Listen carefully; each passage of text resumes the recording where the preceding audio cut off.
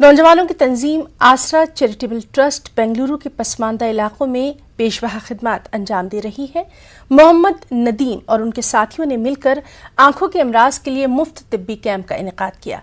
तकरीबन 3 मरीजों की तशखीस के साथ ज़रूरतमंद मरीजों में मुफ्त चश्मे तकसीम किए गए। इससे कबल इन नौजवानों ने अपने इलाके में कोरोना की टीकाकारी कैंप का इनेकाद किया था। जी अल्हम्दुलिल्लाह, इसमें बहुत एक शहर के नामदार इदारे जुड़ गए हमारे साथ, जैसे कि करूल फाउंडेशन होगा, एडम्स फाउंडेशन होगा, तो बहुत सारे इदारे जो जुड़ गए हैं इसमें। तो ख़ास करके मैं उस्मान शरीफ साहब का शुक्रिया अदा करता हूँ, जो उनका एक सपोर्ट हमारे साथ हमेशा है और उनकी हिम्मत से हमें इस चीज़ को क्या भी है आगे बढ़ा रही सो।